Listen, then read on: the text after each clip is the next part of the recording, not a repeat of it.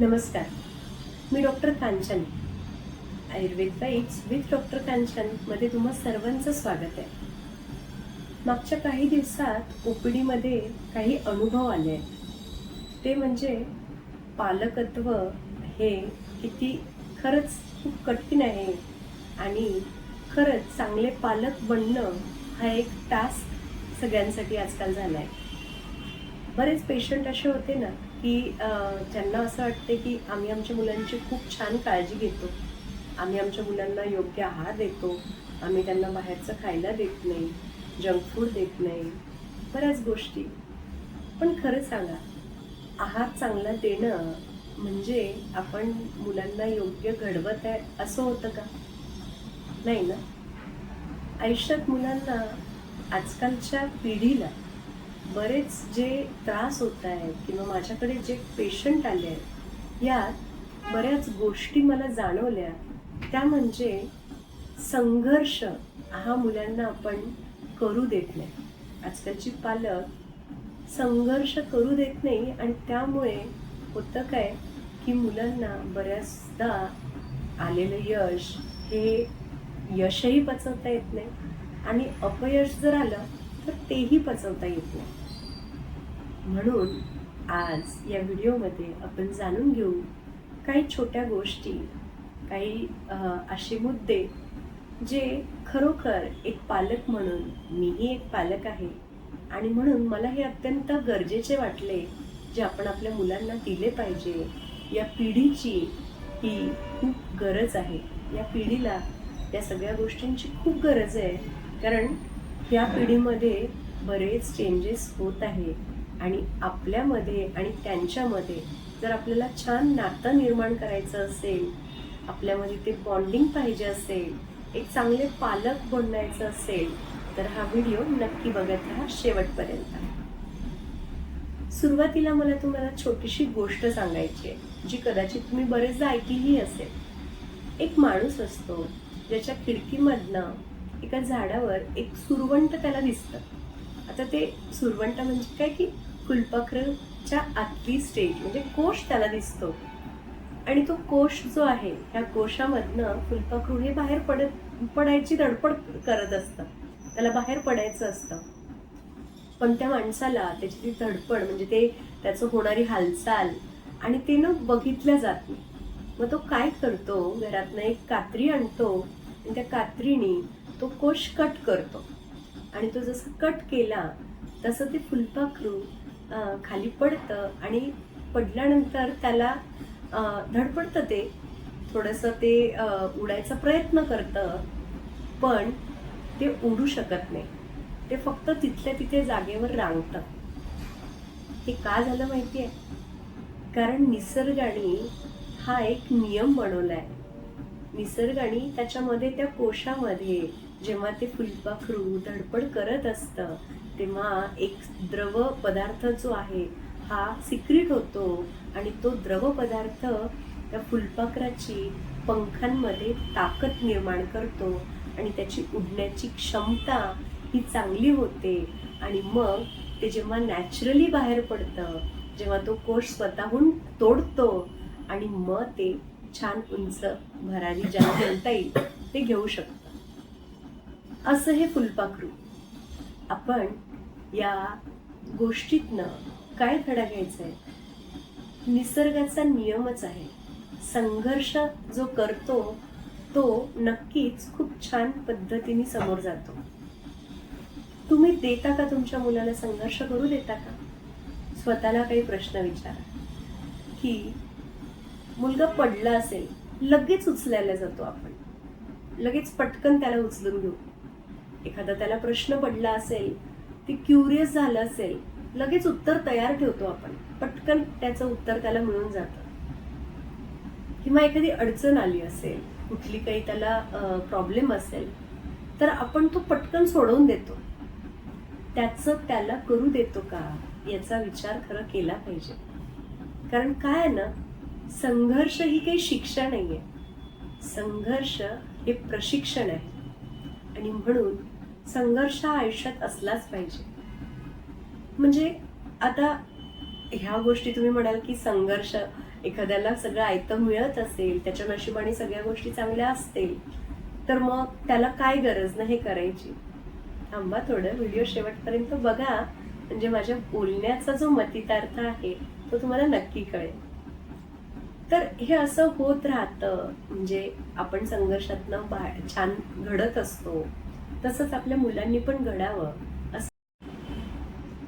तर हा संघर्ष हा तर दिलाच पाहिजे, पण त्याचबरोबर आपण मुलांना आजकाल किती काय काय गोष्टी देतोय ना, पण त्याचा खरंच कितपत उपयोग होतो किंवा ते कितपत योग्य आहे हेही आपल्याला कळायला पाहिजे. कारण मुलांना आपण सहजच आजकाल मोबाईल देतो, पण त्याच्यासोबत संयम हा देतो का? नाही. मुलांना आपण म्हणजे त्यांना डिग्री देतो, एखादी डिग्री ते कमावतात, पण त्याच्यासोबत दिशा मिळते का हो त्यांना? कुठे जायचंय, काय करायचंय ही दिशा त्यांना दाखवतो का? तर नाही. खूप सारा पैसा आपण त्यांना सतत देतो, म्हणजे ठीक आहे पैसा दिला पाहिजे, पण त्यासोबत त्या पैशाची किंमत ही मुलांना आपण देतो का? तर नाही देत. घर असतं, खूप छान घर देतो, संपत्ती, बंगला, गाड्या सगळं देतो, पण त्यासोबत प्रेमाने बोलणं, ही प्रेमाची भाषा, माणुसकी हे देता येतं का? बरेचदा नाही देता येत. खाण्यापिण्यात तर आपण काहीच कमी ठेवत नाही, जे म्हटलं ते देतो, पण त्यासोबत त्या अन्नाविषयीची कृतज्ञता ही आपण देतो का? या गोष्टीचा खरंच सगळ्यांनी विचार करा.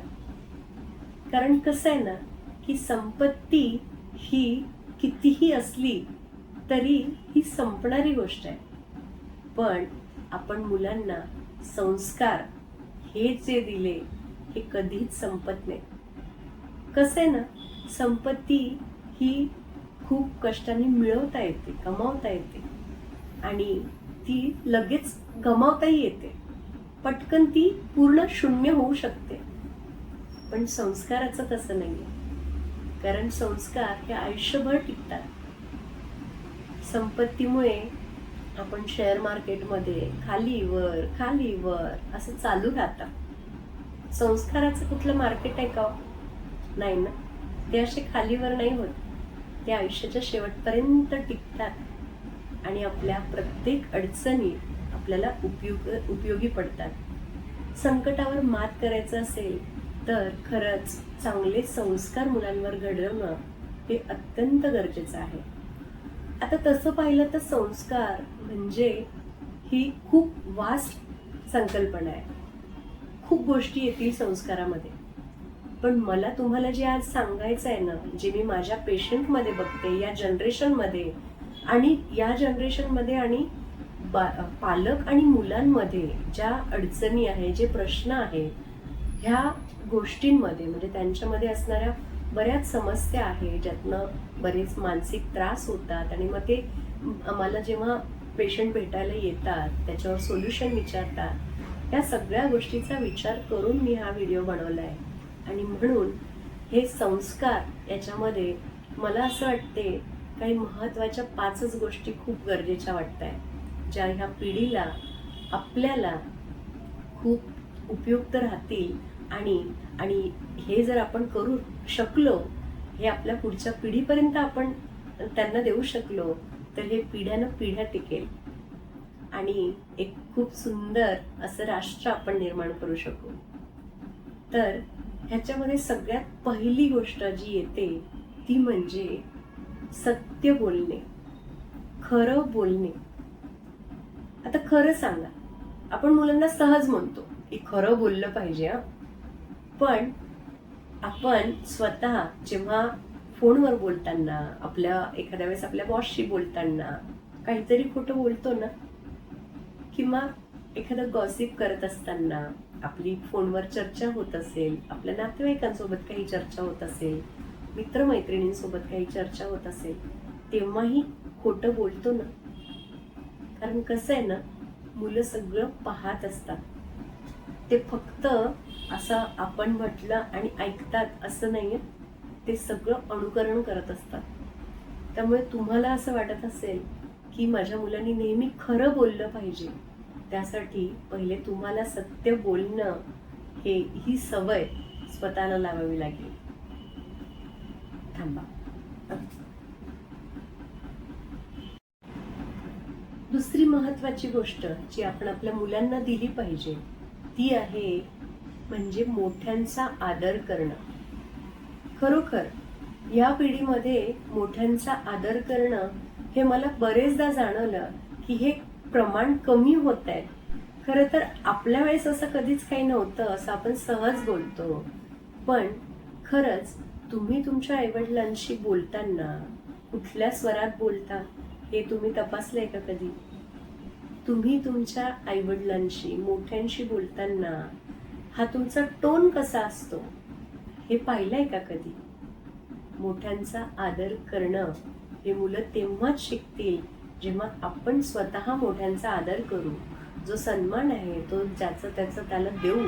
आणि ही गोष्ट खूप गरजेची आहे, कारण जेव्हा मोठ्यांचा आपण आदर करू ना तेव्हा तो आपल्यामध्ये कुठेतरी जो अहंकार असतो, मी जो असतो ना आपला आतला मी, तो आपोआपच कमी होतो. आणि म्हणून या अहंकाराला वाढू जर द्यायचं नसेल तर ही दुसरी गोष्ट म्हणजे मोठ्यांचा आदर करणं ही आपण आपल्या पिढीला, या मुलांना शिकवलीच पाहिजे. तिसरी आणि चौथी, खरं तर ह्या दोघी गोष्टी एकमेकांशी रिलेटेड आहे. तिसरी गोष्ट म्हणजे मेहनतीचा सन्मान करणं. म्हणजे जी मेहनत आपण करतोय ना, आपल्याही मेहनतीचा त्यांनी सन्मान केला पाहिजे. आणि चौथी गोष्ट म्हणजे पैशाचं मूल्य. आता पहिले तिसरी गोष्ट बद्दल बघू की मेहनतीचा सन्मान म्हणजे नेमकं काय. आता खूपदा मी असं म्हणजे मी पाहिलंय काही पेशंटमध्ये की मुलगा हा वडिलांकडे जे हट्ट करतो, ज्या गोष्टी मागतो, किंवा मुलगी असेल ती मागते तर वडील लगेच ती पूर्ण करतात.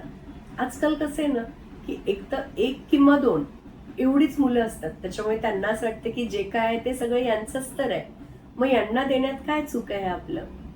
आणि म्हणून होतं काय की वडिलांचा जर समजा पगार काही कमी पण असेल, 60,000 त्यांचा मंथली इन्कम, एक उदाहरण म्हणून घेते, एक त्यांचं मंथली इन्कम 60,000 असेल, पण मुलीने जर आयफोनच पाहिजे, मला माझ्या बर्थडेला मला आयफोन लागणार, असा जर हट्ट केला तर ते पूर्ण करतात. आणि इथेच आपण चुकतो.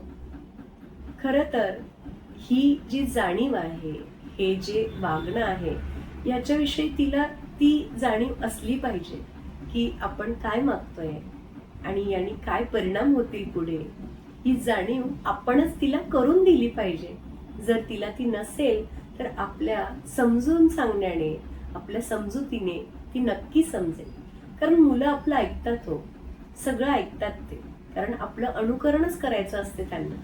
आणि ही जाणीव देण्याचं काम आपण जर नाही केलं ना तर मग मात्र त्यांना असं वाटतं की आपण काहीही मागितलं तरी आपल्याला मिळणारच आहे. आणि मग नको तो हट्टीपणा, एक प्रकारचा ॲरोगन्स त्यांच्यामध्ये वाढीला लागतो आणि बऱ्याचशा आजारांना तो कारणीभूत ठरतो. तर हे झालं मेहनतीचा सन्मान करणं शिकवणं, ही तिसरी गोष्ट. आता चौथी गोष्ट बघूया, ती म्हणजे पैशाचं मूल्य. खरं तर पैशाची किंमत ही प्रत्येकाला असली पाहिजे, कारण पैशाची किंमत असेल तरच आपण आयुष्यात असलेला पैसा टिकवू शकतो आणि त्याला कायम वाढवू शकतो. आणि ती किंमत जर नसेल ना तर मात्र काही खरं नाही. तर याच्यासाठी पण आपण ऐकूया एक छोटीशी गोष्ट. थांबा.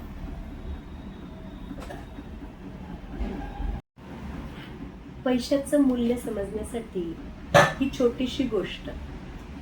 एक श्रीमंत असा व्यावसायिक असतो, बिझनेसमॅन, ज्याच्यामध्ये भरपूर प्रॉपर्टी असते, बंगले असतात, त्याचे वेगवेगळे व्यवसाय असतात, भरपूर काही पैसा असतो, बरीच प्रॉपर्टी असते.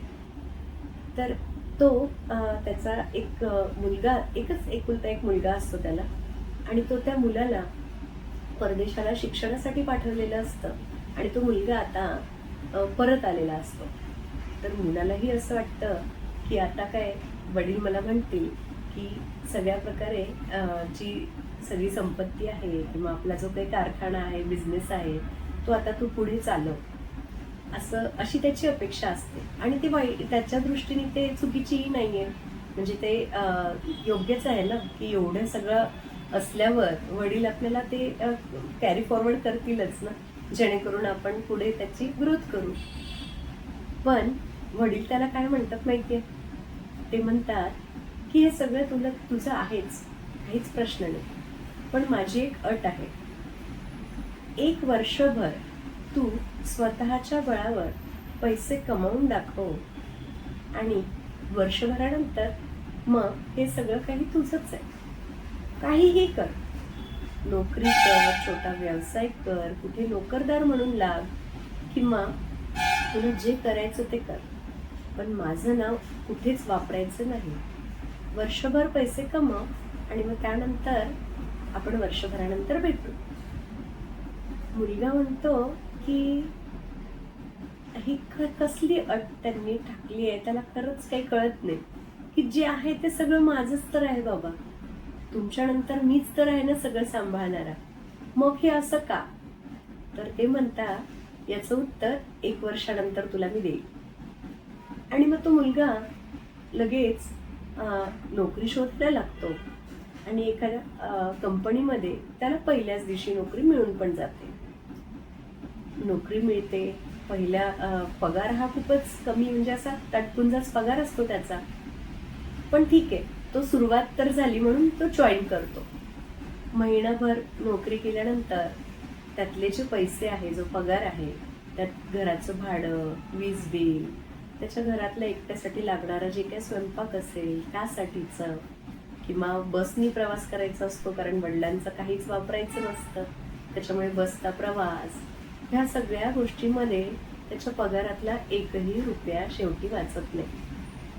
आणि तेव्हा त्याला कळतं की खरंच की एक एक रुपयाची किंमत काय आहे.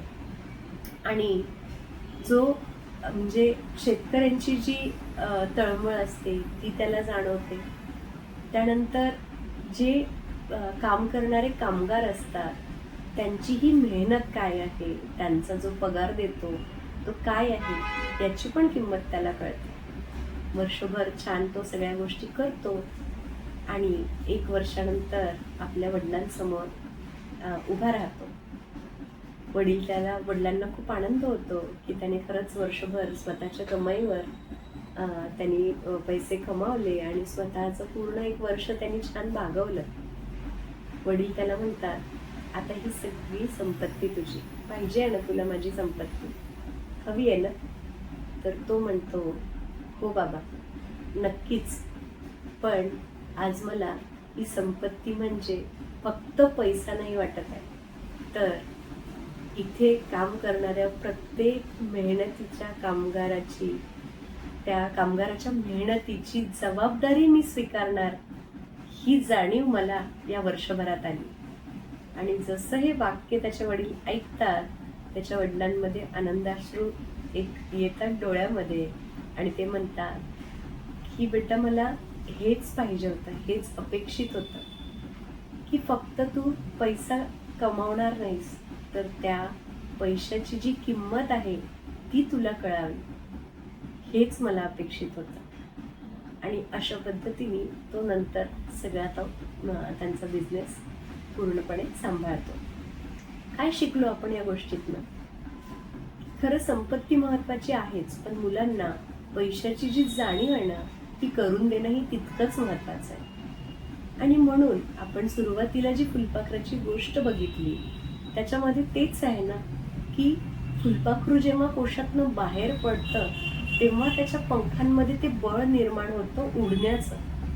आणि जर तो बाहेर पडण्याचा संघर्षच त्याला करू नाही दिला तर त्याच्यामध्ये ते बळ निर्माणच होणार नाही आणि ते उडूच शकणार नाही. आणि म्हणून माझं सगळ्या पालकांना सांगणं आहे की नक्की आपल्या मुलांना असे हे छान संस्कार, ह्या छान गोष्टी, असा संघर्ष हे सगळं करू द्या आणि ह्या ज्या 5 गोष्टी सांगितल्या मी, खरं बोलणं, मोठ्यांचा आदर करणं, त्यानंतर पैशाची जी किंमत आहे ती करणं, मेहनतीचा सन्मान करणं, आणि दुसरं सगळ्यात महत्त्वाचं शेवटचं हे दुसऱ्यांच्या दुःखामध्ये सहभागी होणं.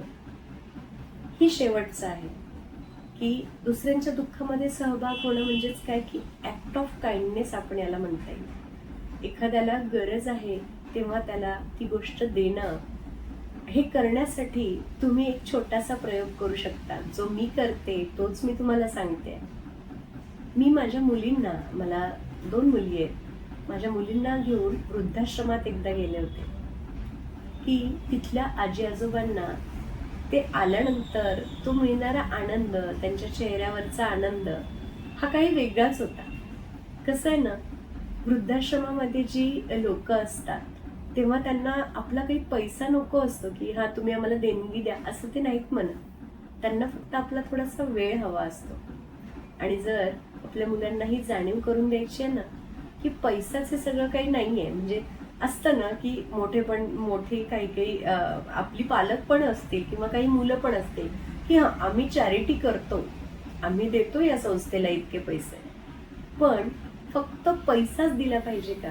आपण आपला वेळही देऊ शकतो, आपण एखादं स्माइलही छानसं दुसऱ्याला देऊ शकतो.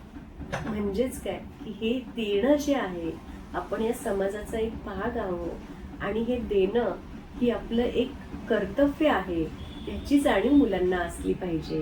आणि ही गोष्ट सुद्धा आपण मुलांना शिकवलीच पाहिजे. तर आजच्या या संपूर्ण व्हिडिओमध्ये आपण ज्या छोट्या छोट्या गोष्टी जाणून घेतल्या, खरं तर मी माझे अनुभव शेअर केले तुमच्याशी. मला जे योग्य वाटलं तुम्हाला सांगावं हे मी तुम्हाला सांगितलं. तुम्हाला जर हा व्हिडिओ नक्कीच आवडला असेल किंवा असं वाटलं असेल की हा मला तर उपयोगाचा आहेच, पण दुसऱ्याही पालकाला मी नक्की हा दाखवू शकतो, सांगू शकतो, तर याला नक्की शेअर करा.